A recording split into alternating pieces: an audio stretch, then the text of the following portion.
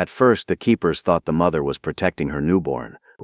She stood over him, one huge hand resting near his tiny body, her dark eyes scanning the enclosure the way gorilla mothers sometimes do in those first raw hours after birth.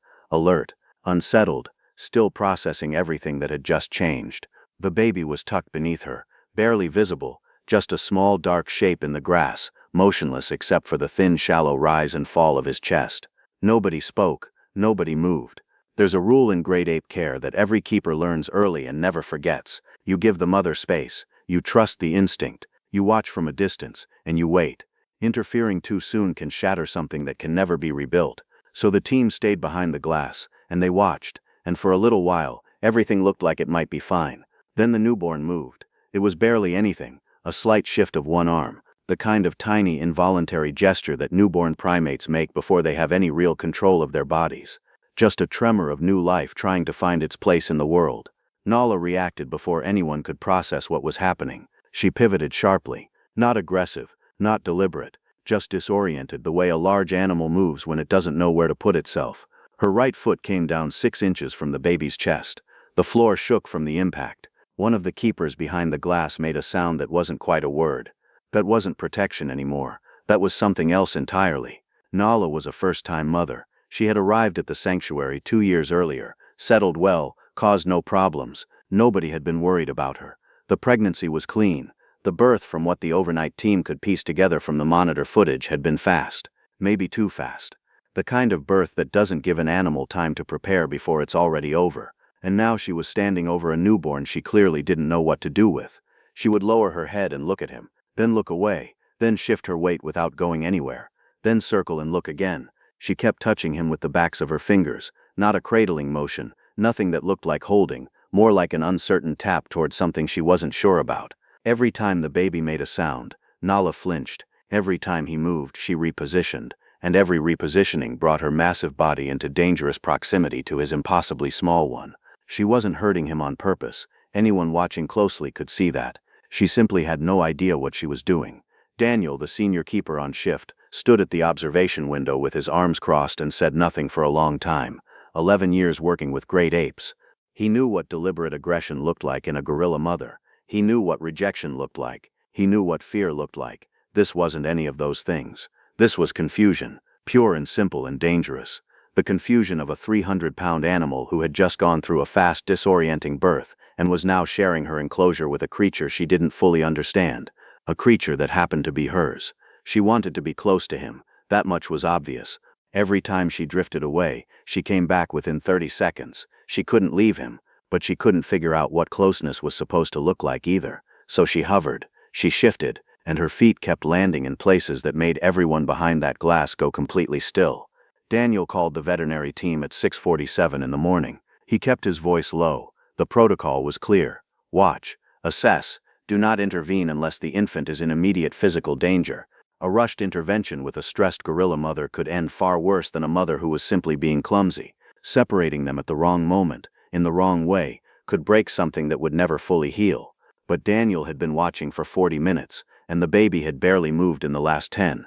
That was what worried him most. Not the near misses, not the heavy, uncertain footsteps. What worried him was the stillness of that tiny body in the grass. Newborn gorillas are supposed to be noisy, demanding. They cry, they grip, they root instinctively toward warmth. This one had gone quiet.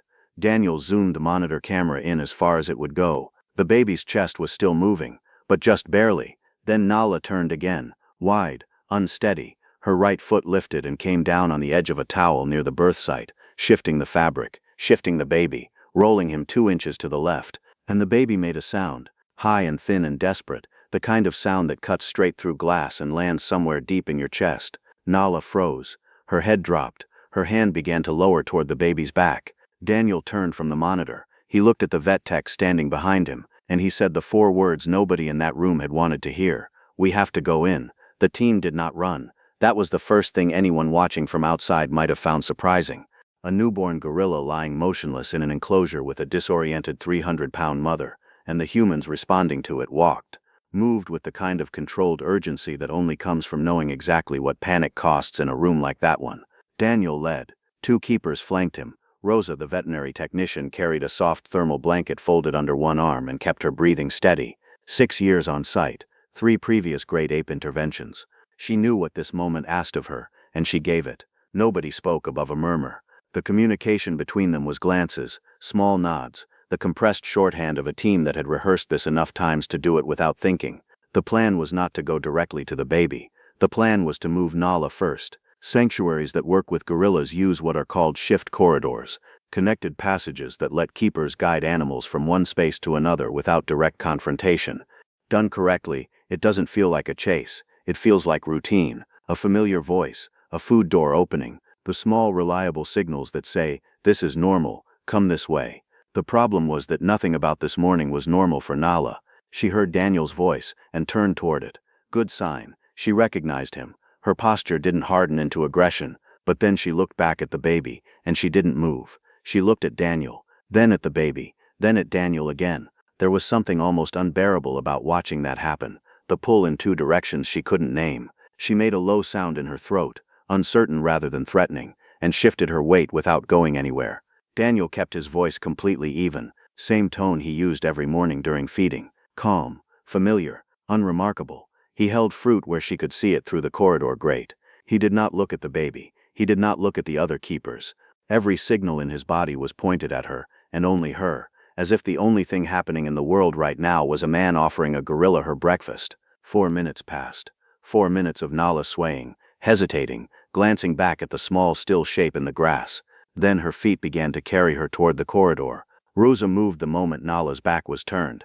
She crossed the enclosure floor in 12 steps, dropped to one knee, and pressed 2 fingers gently to the side of the baby's neck. The thermal blanket was already open in her other hand. She worked without rushing, without flinching, the way you work when you understand that panic is not something you can afford right now. The baby was cold. Not the normal cool of a newborn that hasn't been dried and warmed yet, cold in a way that made Rosa's jaw tighten. His skin had taken on a grayish tone at the extremities. His breathing was shallow and irregular, with pauses in it that lasted a beat too long. She wrapped him quickly, lifted him with both hands in a motion so smooth it barely disturbed the grass beneath him. He weighed almost nothing. She was already moving toward the door when Nala realized what had happened. Something shifted. A sound, a change in the air, some signal Rosa's exit sent across the enclosure. Nala turned back from the corridor. She saw the empty patch of flattened grass. Her head came up. Her body stiffened. She pressed forward against the barrier. Not charging, not screaming, just pressing, the full weight of her against the grate, both hands wrapped around the bars, eyes moving in rapid searching sweeps across the enclosure. Daniel stayed exactly where he was and kept talking to her, low and steady. He did not acknowledge what had just happened behind her. He did not move toward the door. He kept his voice as level as the floor beneath her feet, even though Rosa's footsteps receding down the corridor toward the care room were the loudest thing he had ever heard. Nala made a sound he had never heard from her before, not aggression, not bluster. Something lower and more private than that, something that came from a place in her chest that had just discovered it was empty. She pressed her forehead against the bars and went still. Daniel exhaled slowly. The first part was done. Whether it had been fast enough he was about to find out. Rosa set the baby on the warming surface. Dr. Mbeki was already beside her. Oxygen line ready. Warming lamp on. They worked in near silence. No dramatic chaos. Just steady hands, quiet voices, and a tiny life suspended somewhere between the morning it had started and whatever came next. Warmth first. Always warmth first. The baby lay without moving. His chest rose and fell. Rose and fell. Then a pause that stretched one beat longer than it should. Rosa looked at Dr. Mbeki. Dr. Mbeki kept his eyes on the baby's chest and did not look away. Daniel's voice came through the radio on the counter. Quiet and careful. Is he breathing? Nobody answered the radio right away. Not because they were ignoring Daniel, because in that room at that moment, every person's attention had narrowed to a single point. The baby's chest. The rise. The fall. The pause between them that kept stretching just a little longer than anyone could comfortably hold. Dr. Mbeki placed 2 fingers lightly against the infant's sternum. Then the chest moved again. 3, shallow, uneven. But there. Dr. Mbeki pressed the radio button without looking up. He's breathing. We're working. That was all. Daniel didn't respond. He didn't need to. He closed his eyes for exactly 1 second, then went back to work. The next 30 minutes moved the way good emergency medicine always moves. Not dramatically, not with sudden reversals, just steadily, methodically, one small stabilization at a time. The warming lamp brought his temperature up in slow increments. The grayish tone at his fingers and ears began to fade as circulation found its rhythm. His breathing evened out, not strong yet, not the full demanding breath of a healthy newborn, but regular enough that the pauses stopped stealing the air from the room. He still hadn't made a sound. That was the thing keeping Rosa's shoulders tight even as the numbers improved. Newborn great apes are loud. They cry when they're cold, when they're hungry, when they're disoriented, which in those first hours means almost constantly. The silence from this one felt like a body that had spent everything it had just on the work of surviving, with nothing left over for anything else. Dr. Mbeki completed his assessment quietly, working from head to feet with hands slow enough not to startle. No fractures, no wounds, some bruising along the left shoulder and the back of the skull, consistent with rough, unintentional contact, bruising that would fade. The kind of damage that tells you the morning was hard, but not the kind that follows you. He's going to need monitoring for several hours, Dr. Mbeki said, but nothing here that can't be managed. Rosa nodded. She was watching the baby's left hand. It had been lying open and still against the blanket since they brought him in. Then the fingers curled. Slowly, incompletely, the searching motion of a newborn that hasn't found anything to hold on to yet, but deliberate, unmistakable, moving toward the edge of the blanket like something in him already knew that holding on was the right idea. Rosa placed her gloved finger against his palm. The hand closed around it. She looked up at the ceiling for a moment before looking back down. He was in there, bruised and cold and exhausted, but in there, reaching for the first solid thing within range, and refusing to let go. That single motion told her more than any number on any monitor could. Then Dr. Mbeki said the thing that had been quietly filling the room for the past 30 minutes without anyone naming it directly. We need to talk about Nala. Here was the problem, and it was a real one. Leave a gorilla infant separated from its mother too long, and the window for bonding begins to close. Not all at once. Gradually, the way light fades rather than switches off. The infant stops smelling familiar. The pull weakens. By the time reintroduction is attempted, a mother may respond to her own baby the way she would respond to a stranger's, with wariness or confusion, or something worse. Move too fast, and the baby goes back into the same danger they just pulled him out of. There was no clean answer sitting in any protocol. This was the part of the work that experience prepared you for but never fully solved. Daniel came into the care room 40 minutes after the rescue. He stood at the warming surface and looked at the baby for a long moment, the color coming back, the hand curled around Rosa's finger, the chest rising steadily. Then he looked up. "How is Nala?"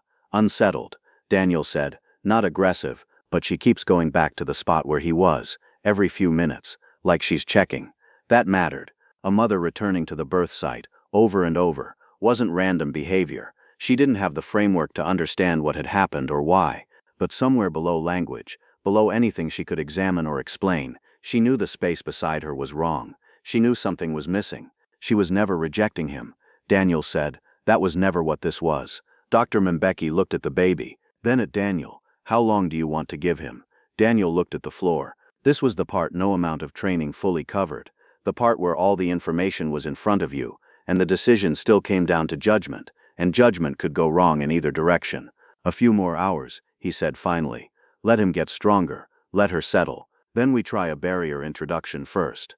Let her see him. Let her hear him. No pressure. No rushing. She needs to hear him before she sees him." As if on cue, the baby opened his mouth. The sound was thin, brief, barely qualified as a cry, but it filled that small room completely. Rosa looked up.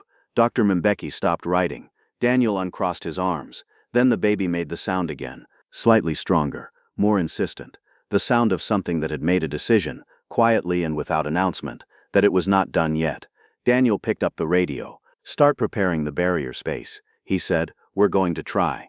They moved him just before noon. Not into the enclosure. Not yet. The barrier space was a narrow corridor running along the outer edge of Nala's area.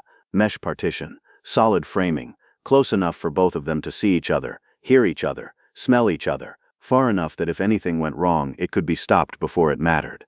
Rosa settled into a low seat near the mesh, the baby wrapped and warm against her. His eyes were open, not fully tracking yet, not responding to much, but open, present, further along than he had been 2 hours ago. Daniel opened the shift door. Nala came through without hesitation. No coaxing this time. No fruit call. No patient ritual of convincing. She moved through the door the way an animal moves when it already knows where it's going. crossed the space in a few long strides and stopped at the mesh. She hadn't seen the baby in 5 hours. For a moment she simply stood there, hands at her sides, head slightly lowered, looking at the bundle in Rosa's arms with something that was impossible to name precisely, and impossible to misread. The frantic, disoriented energy of the morning was still somewhere in her, but it had compressed, settled, like a current that had finally found a channel. Then the baby made a sound. Nala went completely still. It was the same thin cry from the care room, still effortful, still costing him something. But Rosa had learned what it meant by now. It wasn't despair, it was demand, the sound of a body that had stopped conserving and started asking. Nala's hands came up and gripped the mesh, not pulling, not shaking, just holding. Her eyes locked on the bundle in Rosa's arms. She made that low, private sound again, the one from the corridor that morning, the one with no translation. Daniel watched her hands and did not move. Rosa shifted the baby slightly, angling him toward the partition, slow, deliberate, just making him a little more visible, a little more real. Nala leaned forward. Her face came close to the mesh, close enough that her breath fogged the metal, and she looked at him with an intensity that was uncomfortable to witness, not because it was frightening but because it was so completely unguarded. Nothing strategic, nothing held back, just a mother looking at the thing she had been trying to locate for the past 5 hours.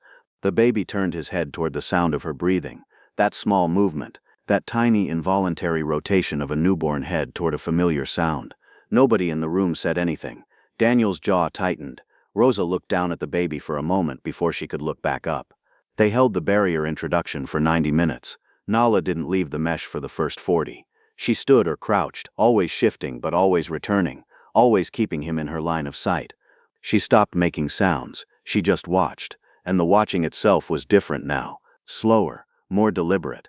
The overwhelming energy of the morning had not disappeared, but it had changed shape, become something that looked, from the outside, like it might eventually become steadiness. Rosa began moving the baby closer to the mesh in small stages, a few inches at a time. Never a single approach, never anything that could feel like pressure. Each time she moved, Nala's grip on the mesh tightened and then slowly relaxed, tightened and relaxed. Her breathing stayed even. When the blanket was nearly touching the partition, Nala lowered her hands from the mesh. She sat back on her heels, looked at the baby with her hands resting open on the floor in front of her, fingers loose, nothing braced or ready. Daniel looked at Dr. Mbeki, one small nod. The full reintroduction happened across the rest of the afternoon. There was no single dramatic moment, no door swinging open, no sudden resolution. It was slower than that, more honest than that, and in its own way more powerful. Nala was allowed into the shared space with the baby still in Rosa's arms. She approached wide, circled, read the room with her whole body the way gorillas do. She came close, pulled back, came close again. Rosa stayed low and still, and let the speed be Nala's to set. The first time Nala touched him, she used the backs of 2 fingers against the edge of the blanket, then pulled her hand back, then tried again. This time her fingers found the baby's back, and held there for 3 full seconds before withdrawing. Not pressing, not gripping, just touching, carefully, with a tentativeness that was nothing like the rough, uncertain contact of the morning. She had arrived somewhere new in the hours between, not through training or instruction, but through whatever internal process animals move through, that has no name and leaves no record. The baby turned toward her warmth. That was the moment.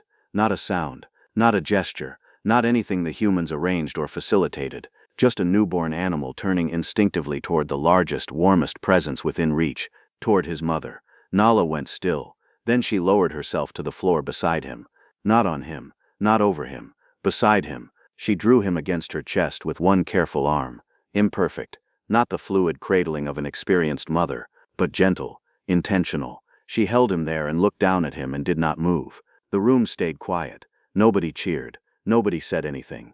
There is a kind of silence that falls in moments like this that feels less like absence and more like the room itself holding something carefully.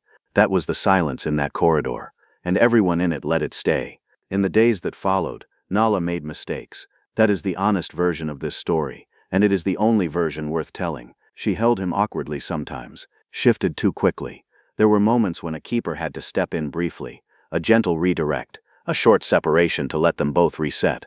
First-time gorilla motherhood in a sanctuary is not a transformation that happens in one afternoon. It is a slow process that asks for patience from everyone, including the mother herself. But she kept coming back to him. Every time they were briefly separated for a health check or a weight assessment, she was waiting when he returned. She began to hold him lower, more securely. She began responding to his sounds with real attention, stilling when he cried, adjusting her position, learning by slow trial what each sound meant and what it needed. Daniel said something 2 weeks later, in a recorded debrief, that stayed with the team for a long time. He said that people expect animal motherhood to be automatic, that they expect instinct to arrive complete and fully formed the moment the baby exists. But instinct, he said, is not a switch, it is a direction, and sometimes, especially for a young animal, navigating a difficult birth in an overwhelming moment, that direction needs a little help finding itself. They went in because the direction had gotten lost. Briefly, in the noise and the confusion and the weight of a first morning neither of them had been ready for. They went in to hold the space steady long enough for it to find its way back, and in the end, quietly, without ceremony, that is exactly what it did. Nala pressed her face against the top of her baby's head. He curled his fingers into her chest, and outside the glass the world continued at whatever pace it keeps, while inside that enclosure something small and hard-won simply rested, at last, where it had always been meant to be.